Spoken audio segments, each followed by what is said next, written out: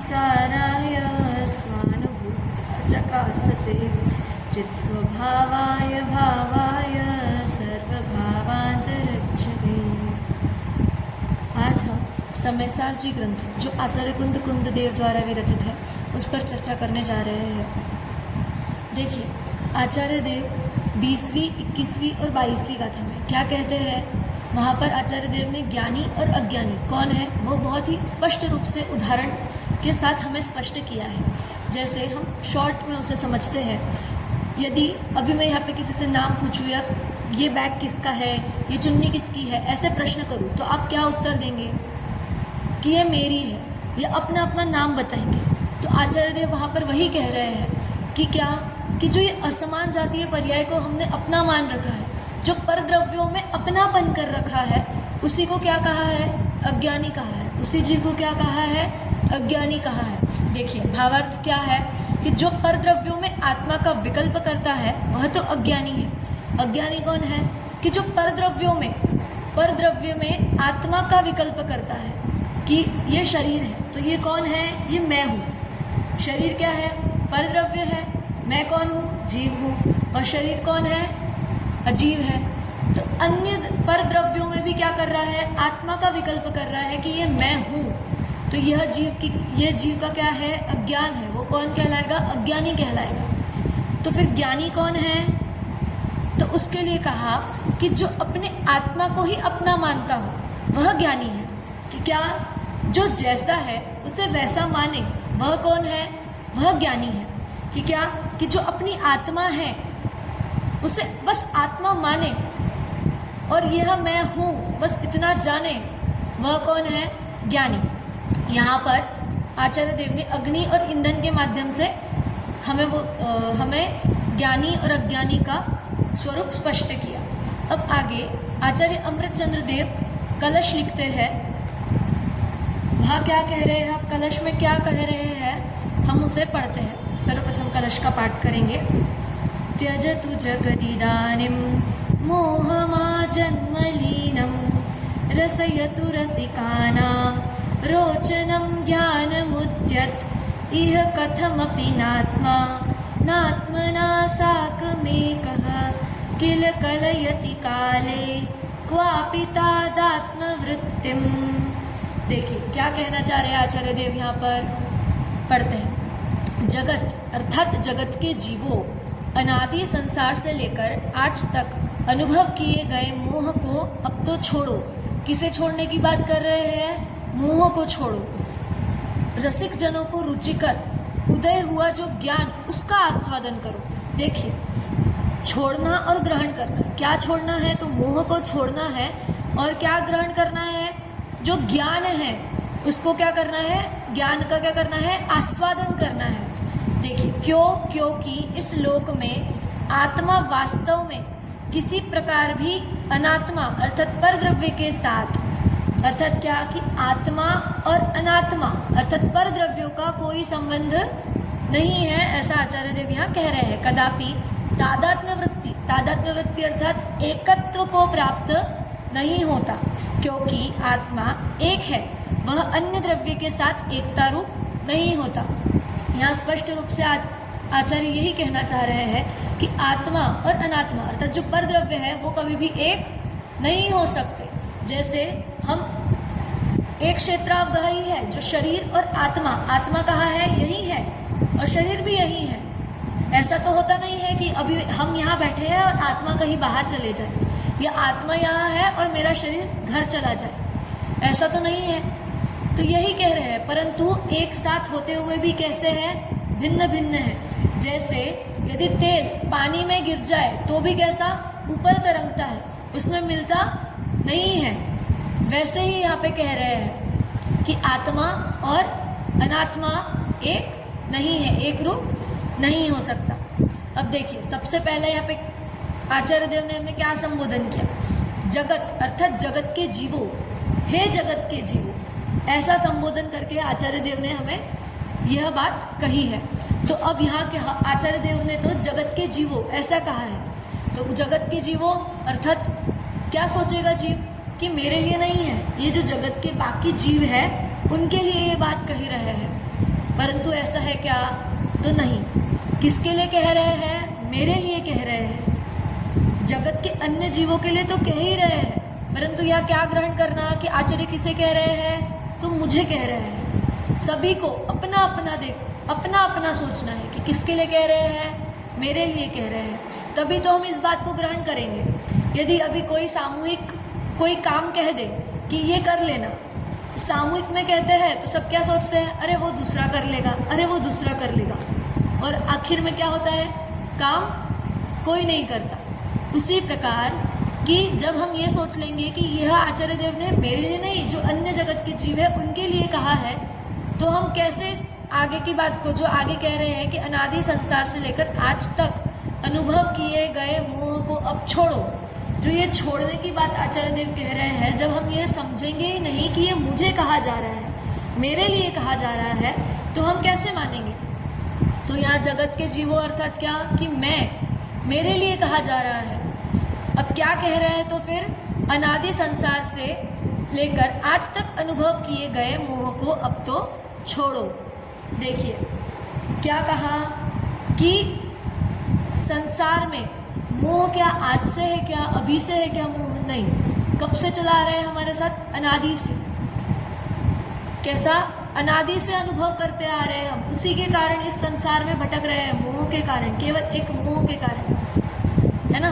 तो उसको क्या कह रहे हैं कि छोड़ो। पर उस मोह की महिमा भी देखिए, अजब गजब है। कैसा है मोह? कि हमें वो बुरा है, परंतु बुरा लगने नहीं देता। हम क्या करते हैं? हम सोचते हैं कि मोह ने हमें पकड़ के रखा है, परंतु वास्तविकता क्या है?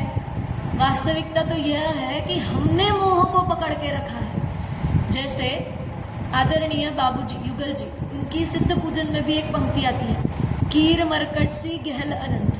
क्या कहा है वहाँ? सुंदर दृष्टांत दिया गया है कि एक तोता एक बेल को पकड़ा हुआ है और क्या सोचता है कि उस बेल ने मुझे पकड़ रखा है, इसीलिए वहाँ फंस जाता है। और मरकट अर्थात बंदर मटके में हाथ डालता है तो क्या सोचता है कि मटके ने मुझे पकड़ रखा है, परंतु वास्तविकता क्या है कि उसी का हाथ फंसा हुआ है। यदि निकालने की कोशिश करे, प्रयत्न करे तो निकाल सकता है, परंतु मान्यता क्या चल रही है कि मटके ने मुझे पकड़ा है, बेल ने मुझे पकड़ा है। तो छूटेंगे क्या? नहीं छूट पाएंगे। कितना भी मान लो तो नहीं छूट सकते। वैसे ही यह जीव भी क्या भ्रम में है? यह जीव क्या भ्रम कर लेता है कि क्या मोह ने मुझे पकड़ा हुआ है, परंतु वास्तविकता क्या है कि मोह को मैंने पकड़ा रखा है। कैसे? जैसे उस तोते ने और बंदर ने पकड़ रखा है, जैसे वो फंसे हुए हैं। प्रयत्न करने से छूट जाते हैं। और क्या प्रयत्न करना है? केवल हमें ज्ञान का आस्वादन करना है। जो हमें मार्ग यहाँ बताया है, केवल एक अपनी आत्मा को जानना है, जो जैसा है उसे वैसा मानना है, तो हम भी क्या उस मोह के जाल से छूट जाएंगे। परंतु हम क्या करते हैं? जैसे कोल्हू का बेल कैसा दिन भर बस पिसता रहता है, उसी प्रकार उस मोह की चक्की में क्या कर रहे हैं? अपने आप को पीसे जा रहे हैं। इसीलिए क्या कि अब जैसे कोई अपराधी है, वो बस दिन भर क्या कर रहा है? जेल में चक्की पीस रहा है। वैसे ही हम भी क्या इस मोह रूपी जेल में क्या कर रहे हैं? भटकते जा रहे हैं, यह संसार भ्रमण करते जा रहे हैं। तो देखिए पंडित बनारसी दास जी भी समय सार नाटक में कहते हैं, सदगुरु कहे भव्य जीवन सो, तो रहु तुरित मोह की जेल, समकित रूप गहो अपनो गुण, करहु शुद्ध अनुभव को खेल, पुद्गल पिंड भाव रागादिक, इन सो नाहि तुम्हारो मेल, ए जड़ प्रगट गुपत तुम चेतन, जैसे भिन्न तोय अरु तेल, जैसे भिन्न तोय अरु तेल। क्या कह अरु तेल?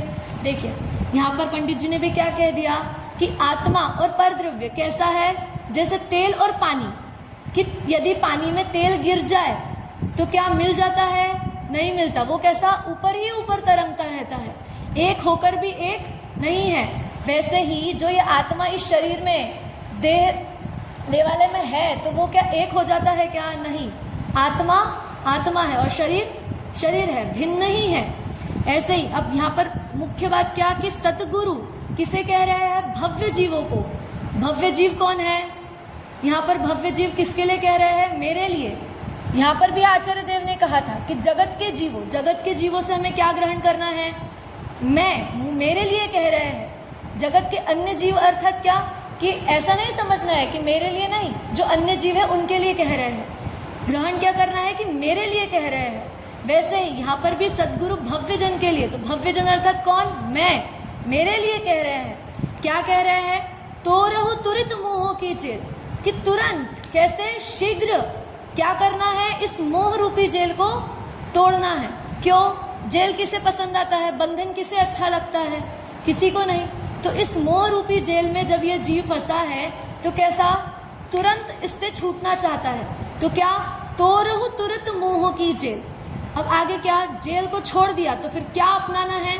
समकित रूप गहो अपनो गुण, करहो शुद्ध अनुभव को खेल। कि क्या? कि जो सम्यक्त्व रूप है, जो सम्यक्त्व गुण है, उसको ग्रहण करना है। उसको ग्रहण करेंगे तो शुद्ध अनुभव में क्या हो जाएंगे? मस्त हो जाएंगे। अपनी अस्थि में ही क्या हो जाएंगे? मस्त हो जाएंगे। तो वही बात यहाँ पर पंडित जी ने कही है। अब आगे भी क्या कह रहे हैं कि पुद्गल द्रव्य और रागादि भाव से तुम्हारा कोई संबंध नहीं है। यहाँ पर भी आचार्य देव ने कहा था कि जो जीव है अर्थात आत्मा है और पर द्रव्य है, उसका कोई संबंध नहीं है। वैसे ही यहाँ पे कहा कि जो पुद्गल पिंड और रागादिक है, उनके साथ आत्मा का कोई संबंध नहीं है। ये कैसे है? भिन्न भिन्न है। और उसी के लिए क्या उदाहरण दिया यहाँ पर कि जैसे भिन्न तोय अरुते, जैसे तेल और पानी कैसे है? भिन्न भिन्न है। वैसे ही जो चैतन्य है वो कैसा है? इस अचेतन द्रव्य से कैसा है? भिन्न है। जैसे ये आत्मा शरीर में रहते हुए भी शरीर से कैसा है? भिन्न है। वैसी ही बात यहाँ पर कही गई है। इसीलिए आचार्य देव सर्वप्रथम क्या कहते हैं? त्यजतु जगदिदानीम मोह मा जन्मलीनम रसयतु रसिकानाम रोचनम ज्ञानमुद्यत। कि इस जो अनादि संसार में हमें भटकाने वाला मोह है, उस मोह को तुम छोड़ो और किसे ग्रहण करो? कि रसिक जनों को, जो रुचिकर जो ज्ञान है उसका आस्वादन करो। और उस ज्ञान की प्राप्ति हमें कहाँ से होगी? तो जो जिनवानी में आचार्य देव ने मर्म हमें बताया है उसे हम जानेंगे, समझेंगे। उसी ज्ञान को जब जानेंगे तो इस मोह रूपी बंधन से कैसे छूट जाएंगे। जो हमें सद्गुरु भी कह रहे हैं कि तो रहु तुरंत मोह की जेल, कि कैसे छोड़नी है? तुरंत मोह की जेल छोड़नी है। और जेल छोड़ने के बाद क्या होगा? मोह को यदि हम छोड़ देंगे, यदि जो हमने ग्रहण कर रखा है, जो वास्तविकता में हम क्या समझते हैं कि मोह को क्या? मोह ने मुझे पकड़ रखा है। पर वास्तविकता क्या है कि मैंने मोह को पकड़ रखा है। कैसे? हमने उदाहरण भी देखा कि जैसे तोता उस बेल को पकड़े हुए है और जो मरकट अर्थात बंदर है उसने मटके में अपना हाथ फंसाया हुआ है और क्या कहता है कि मटके ने मुझे पकड़ रखा है। परंतु यदि वो प्रयत्न करे तो तुरंत ही हाथ बाहर निकल सकता है। वैसे ही इस मोह ने मुझे नहीं जकड़ा है, मैंने मोह को जकड़ रखा है। मैंने इस पर द्रव्यों में अपनापन कर रखा है। तो उस अपनापन को बस हटाना है, उस मोह को कैसा? शीघ्र तुरंत छोड़ना है। तो हम भी इस मोह रूपी जेल से क्या हो जाएंगे? छूट जाएंगे और क्या? सम्यक्त्व गुण की प्राप्ति कर लेंगे। वही यहाँ पर आचार्य देव भी कह रहे हैं। तो आज क्या कि इस मोह को हमें क्या करना है? छोड़ना है। और क्या? सम्यक्त्व गुण की प्राप्ति करनी है। इसी भावना से आज की बात को यहाँ पर विराम।